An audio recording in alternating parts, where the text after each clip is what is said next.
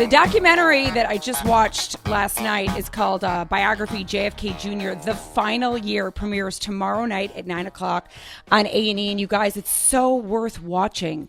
It's so well done. Carole, welcome to my show. Hi. Thank you for having me. Of course. I've been waiting to get nice you in that studio. chair.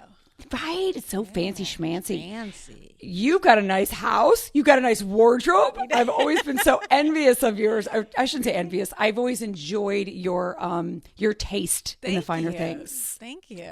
Very, very well. Very well done. So 20 years since John F. Kennedy Jr. died. It doesn't get any easier, does it? Well, I mean, it definitely easier for me now than it certainly was then. But, you know, I only look back at the time in my life, and now it's sort of I like telling the stories, and I just sort of have. It's not sad for me. I appreciate the time I spent with them. I think about them, and not in a dark way anymore. I mean, there were years when I did, and the years when I was angry.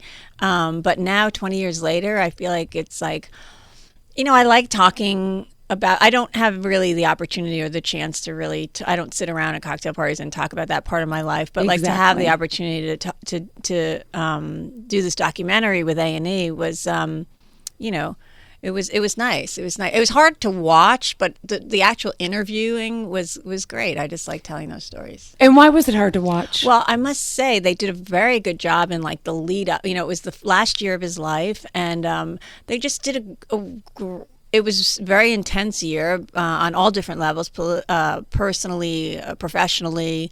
And I don't know, I just don't think of that time in my life like that. Like, you know, I sort of think of it separately, and I have a memory of this and a memory of that.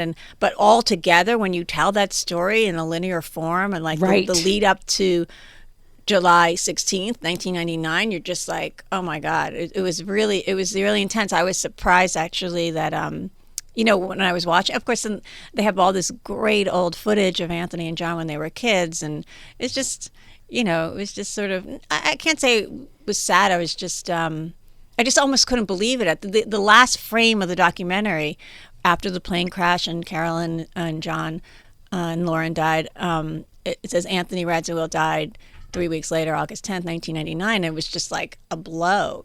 I mean, obviously I knew that, but it was just like, I just couldn't believe it. I was like, wow, to that see happened. It. Right. And then do you remember the first time that you met John? Do you remember that moment? Yeah, it was, we were sharing a summer house. It was probably in 1991 or the summer of 91 or 92. And we were sharing a summer house. And he was a great person to share a summer house with because he wasn't there that often. The best kind of person to share he a summer house with. But he was messy too, so there's a downside to that. He was like messy. But he came Memorial Day weekend, and he, the first time I met him actually, and I don't even remember if I ever said this, it was the first time I met Carolyn Bessette. They came for the weekend. This is when they were dating on the DL, like nobody knew, for like 6 months. And then he broke up with her and started dating his ex-girlfriend, Daryl Hannah, for like 2 years. So we had to endure that. But like the first time I met John was with Carolyn at the house. And your first impressions of her? Well, she was, you know, did you ever meet her? I've never met her, no.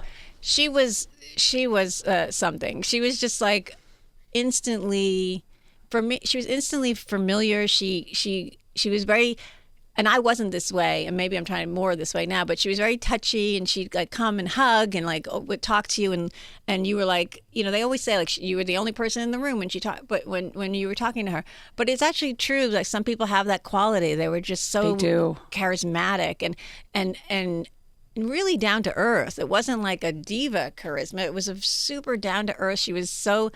And plus, we found ourselves in this situation where she was dating John and I was dating Anthony. This was before we were married. And, you know, so we almost like kind of really bonded over that weekend. And I was like, wow, this chick is great. I'm so happy. We're going to spend the summer, weekends, and, you know. You knew there was something special about her. Yeah. And I could tell John was like really, really besotted. We used to say besetted. But he just thought, you could just see the way he looked at her. He was like, and she was 6 foot tall and beautiful with these big blue eyes.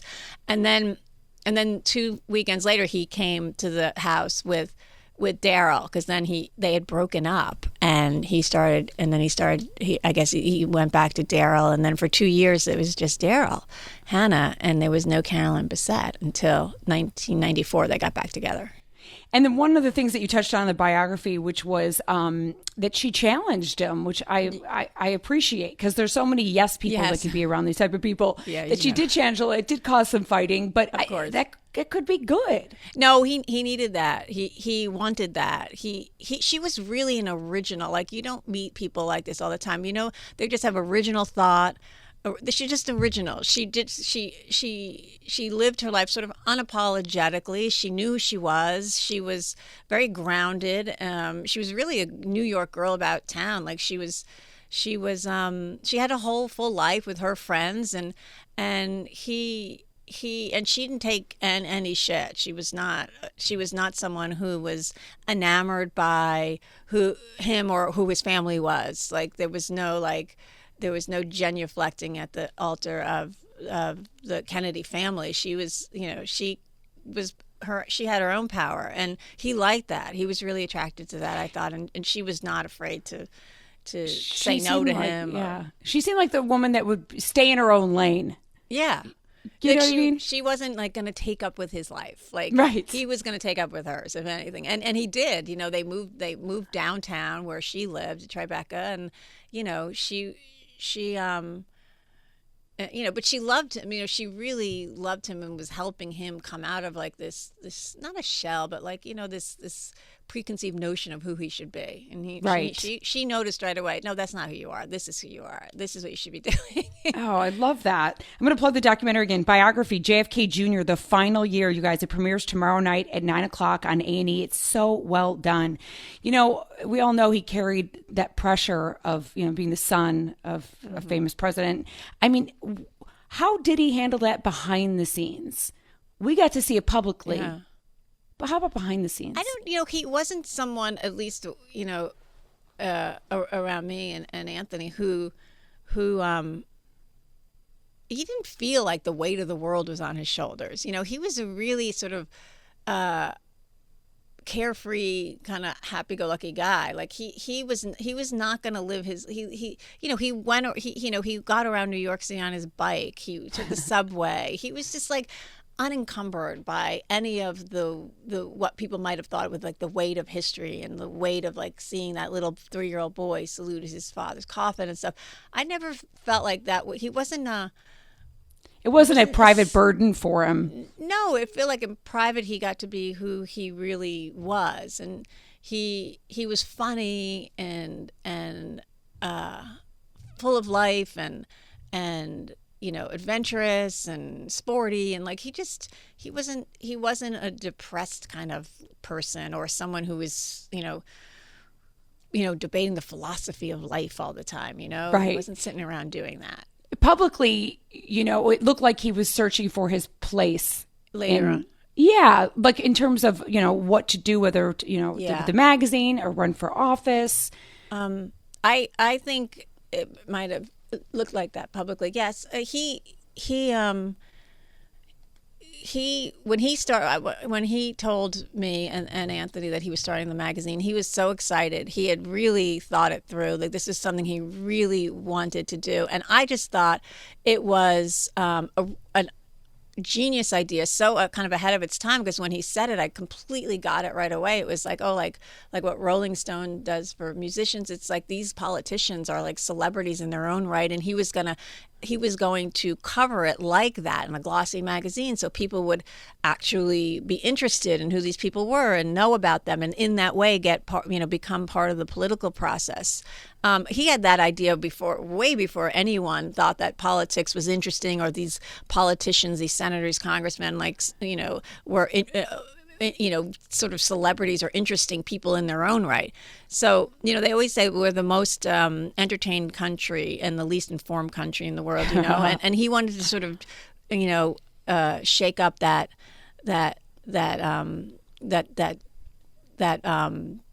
that construct. Yeah. And I think he did it. And I think honestly, when he decided to do the George magazine, like he was 100% in. He was all in. I don't think in the beginning, he was thinking about that was a stepping stone to a political career. I really thought he really, really enjoyed it, and he was good at it. It was ahead of its time. It really was, and it's obviously he died in the middle of it. Like I think had that accident not happened, he would have gotten funding for it. I think it would have gone on. It would have become. It was right in the beginning of the digital age. He would have really embraced that and gotten into that, and it would have been a huge success. And I think now looking back, it probably would have been a stepping stone to a political career, because ultimately that's what he would have done. I had the pleasure of meeting him. I got to do the cover of George. You did? I did. And I have all the magazines, so I'm sure I have yours. My tongue was painted the American flag, and they drew it on with a pen and markers, because they didn't do like airbrushing back then. So I had to literally sit there with my tongue hanging out for like 4 hours. Were you wrapped in the American flag? No, the funny thing is he called me. They're like, John's on the phone. I'm like, what? What do you mean? And he said, hey, I just wanted to pitch a cover idea for you where you're kind of wrapped up in the American flag. And I'm like, do I have anything on under it? He's like, no, it's just you're covered, but just the American flag. And I kind of knew myself enough to know that that's not me, but to argue with him, I was scared to. But I said, do you have option B? Because I feel like that's just not me. And I was so scared to say that. And he said, yeah, of course. And so then he gave me the idea with the tongue, and I go, that's me. Really? That would be more you than That's than me. And then, of course, like 2 months later, Pamela Anderson did the cover with the American flag around her. I said, okay, that's perfect. Okay. That's her. But he was so kind, so gracious, so down to earth. Yeah. Yeah, so you saw what he was like in private. That's who he was. He felt like he didn't have any pretensions. No, he felt like a neighbor. Yeah. Like the kind of down to earth coolness. Yeah. If he went into politics, if he had that chance, and let's just say it was today, and he had to run against Trump in a debate, how do you think he would do? Oh, I mean, how does anyone do in a debate against someone who just makes up shit as he goes along? So it's hard to debate someone like that. And insults. Do you think he would? No, he would not. He wouldn't been into this insult humor. Like right? They all couch it like, "Oh, I was kidding," or "I didn't really mean it." It's just like you did mean it. It's insults, but you're pretending it's like it is insult humor, which I don't go along with, and certainly he wouldn't have either. I think he would have. He was charismatic. He was articulate. He was intelligent. He was very handsome. It probably would have been like the Kennedy-Nixon debate all over. When Nixon was sweating in the hair, and then it would have been right. And then John Kennedy Sr. was like flawless. I picture that's how it would have gone. He would have crushed Donald Trump in any kind of debate. I think he would have been an amazing president. Really, you're going all the way to president? Yeah. Yep. I mean, I am. I was thinking more along the line of governor in New York. I mean, if freaking Trump could be the president. I know. Well, Yeah, but that means that says something different about our country. I think if you're John was not, he was intelligent and thoughtful and, embraced really both sides of the aisle. People, Al D'Amato was, wrote for George magazine. So conservatives, Republicans, and Democrats all loved John. That was one of his gifts.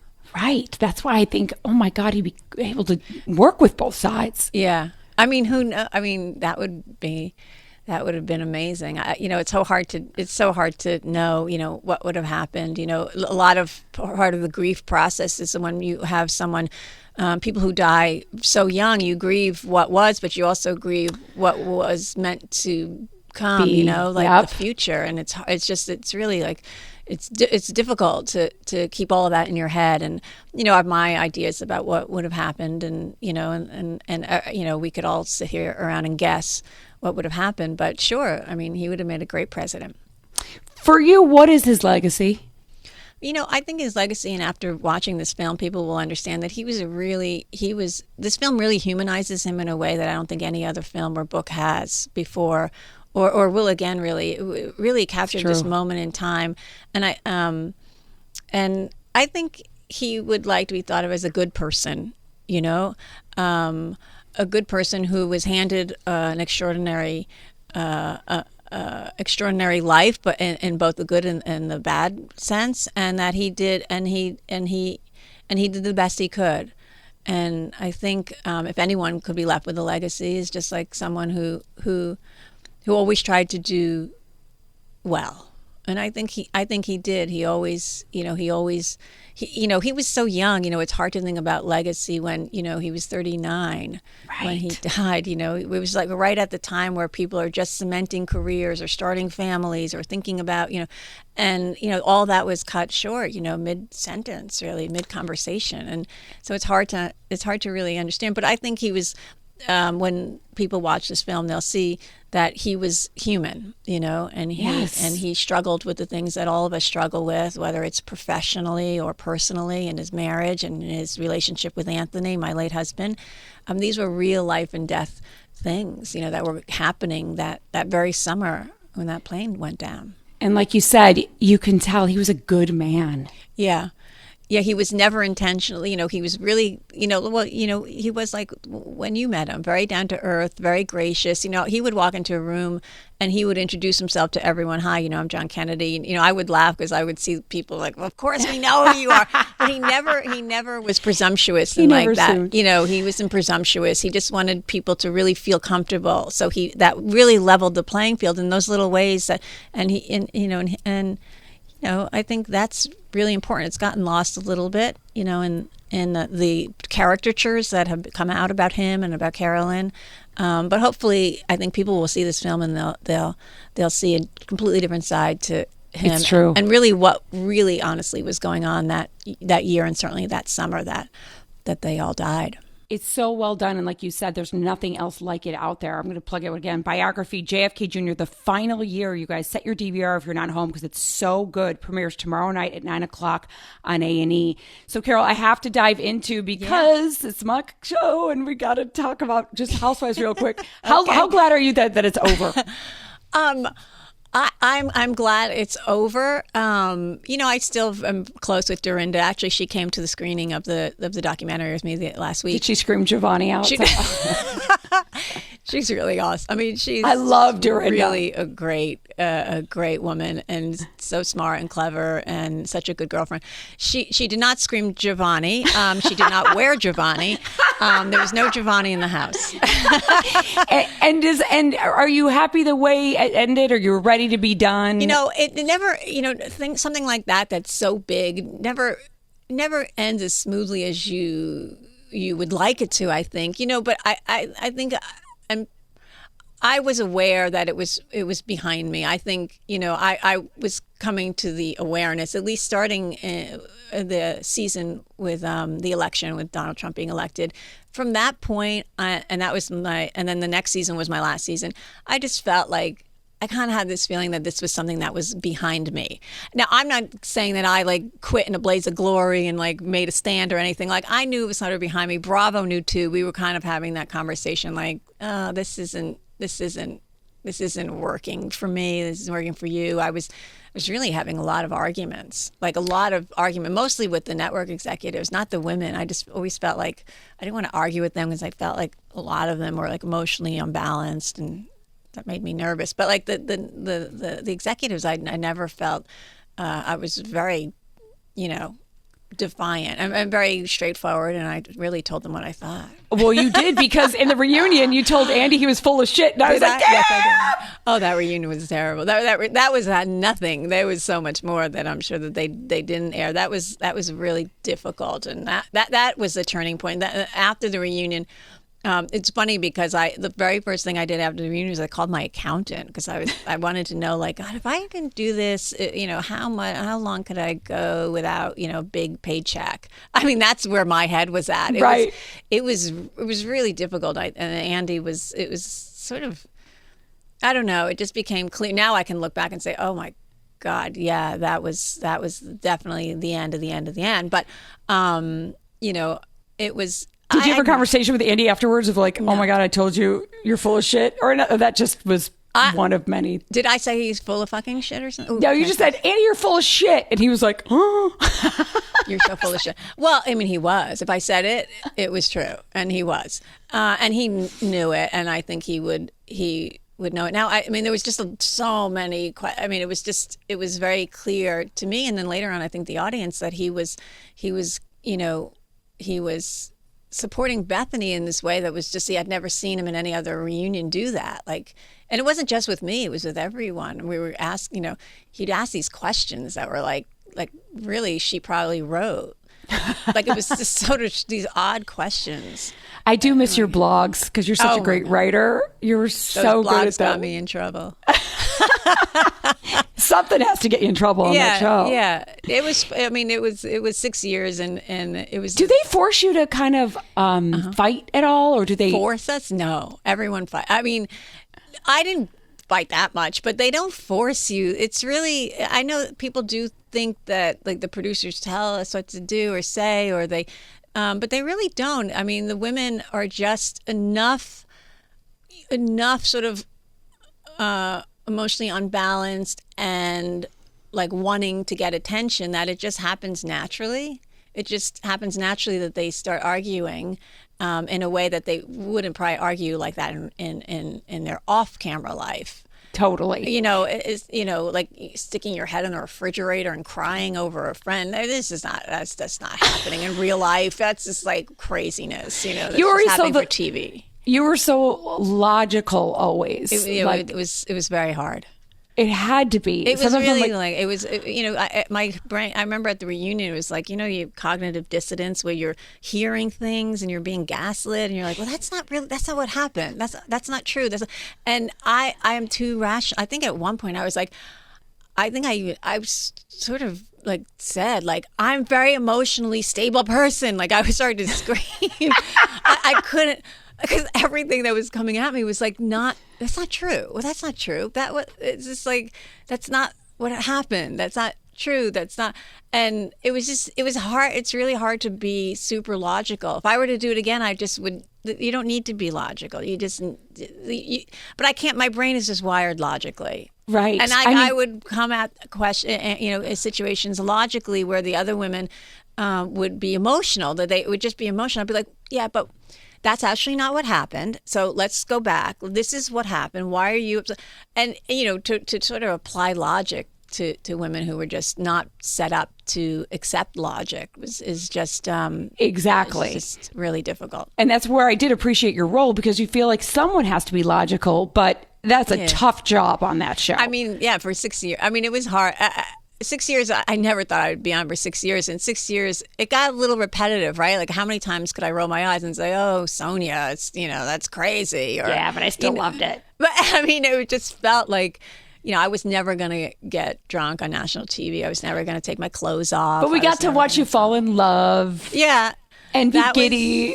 Yeah, that was sweet. Yeah, Adam, I mean, a lot of great things happened as a result of that show. I don't have regrets for doing it, but I will say it was hard, and I think post election and the following season, I just felt like I just didn't want to contribute to that conversation anymore, and I just felt like it was getting darker and darker. One of the characters on the show was arrested and assaulting police officers and rehab, and I don't know. I just and you were close you were close with Bethenny on the show. Did you guys continue to talk after? Well, we were close when we met on the show. Not that first year, but like over the couple of years, I would consider her a good friend, and had up until watching the last season. I was like, what is she saying? None of what she's saying is true. There was no dumping her friendship. No, not even distancing myself. I mean, we were, I don't know what, I don't know what she was obviously constructing a storyline for herself that really wasn't based in reality, and I think she was honestly kind of jealous that you were kind of clicking with Tinsley for a minute. But I know it seemed that way, but Tinsley and I weren't really clicking. We really weren't. We were on the show together. No one wanted to film with her that much. I had fixed her up with this guy I knew, so it was it's sort of like an easy way to do scenes together, and we filmed a lot together. But a lot of it was, oh, you're going to stay in Tinsley's room, the producer, when they divvy up rooms. And I was like, okay, but that's not really what I would do. I would normally go to the Hamptons. I'd stay at Bethenny's house. This is weird that I'm staying at Tinsley's. So a lot of that, and Bethenny knew that. There was no clicking. And in fact, after filming, I never spoke with Tinsley, and I haven't seen her, talk to her in a year, 2, whenever the last time, it was probably a year and a half ago. We weren't clicking. That was one of the storylines. Well, I'm glad you cleared that up too, but I know that if I was Bethenny, I would have for sure become friends with you. If I was on the show, I'd become friends with you too. Yeah. So I think that's what her plan was. Yeah, and then it was kind of sad to see that last year kind of I